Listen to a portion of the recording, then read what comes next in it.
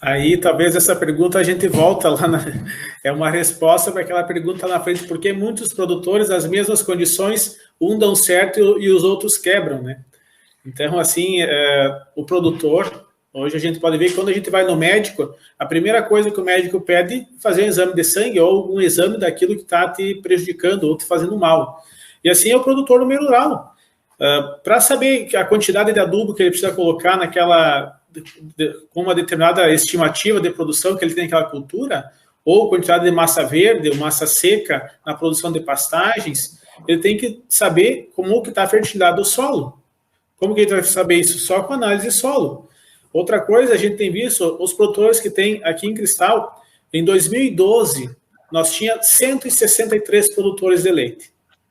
Agora, em 2021, nós temos 49. E dobrou 2 vezes a produção de leite no município. Então, é assim, está diminuindo o número de produtores e está aumentando o volume de leite captado no município. E quais produtores que estão se sobressaindo e tendo sucesso na atividade?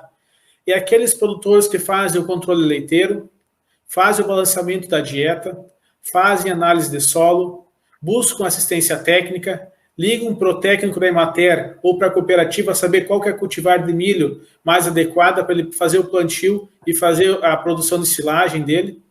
É aquele produtor, nós temos uma propriedade aqui no município, propriedade familiar, está tendo sucessão familiar, os 2 filhos da propriedade vão continuar ali na propriedade. Eles trabalham com leite e também com suínos. Eles são uma propriedade pequena, mas ao mesmo tempo eles têm uma grande empresa rural. Hoje eles estão com 12 vacas em lactação. Na última semana eles estavam com a média de 28 litros vaca dia. Mas eles fazem o controle leiteiro, eles fazem o balanceamento da dieta. Tem 2 veterinários que dão assistência técnica na propriedade, fazendo a ultração da vaca para ver como é que está a gestação. Então, é assim, mesmo sendo pequena a propriedade, precisa ter esse controle, precisa fazer essa gestão da atividade. Fazendo isso, o produtor vai ter sucesso. Porque para que servem os números? Para ele quantificar e ver, bom, se essa vaca produz 10 litros, ela não precisa comer a mesma quantidade de ração da vaca que produz 30 litros, né? E como é que o produtor vai saber? Não é no achismo, que nem o Jacques falou lá no princípio, é mensurando todo mês, né? Eu também volto um pouco, né, para reforçar essa questão, e aí eu entro naquela questão que tu comentasses, né, Emily, do produtor estar enxergando o outro, talvez trocando de máquina, fazendo investimentos que talvez para a propriedade dele não seria necessário naquele momento.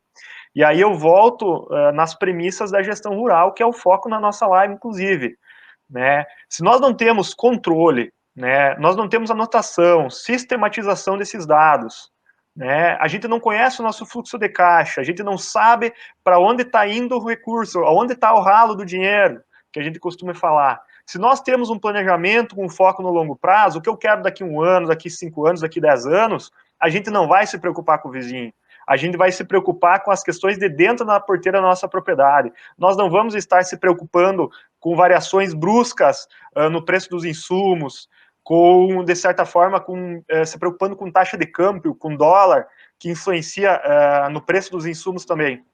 Nós temos um planejamento, nós temos uma organização, nós temos o seguro da nossa lavoura, que vai nos prevenir, né, se não gerar lucro, pelo menos nós não termos prejuízos para carregarmos no longo prazo, né, e não teremos problemas financeiros, né? Então, a gente não adianta pensar e viver numa utopia, pensar que o econômico ele está separado do ambiental e do social, né? Para as pessoas estarem bem, elas têm que estar numa situação econômica no mínimo saudável, né? E é isso que a gente preza. Uma propriedade, um agricultor que tem dificuldade financeira, muitas vezes, dificuldade de relacionamento, né?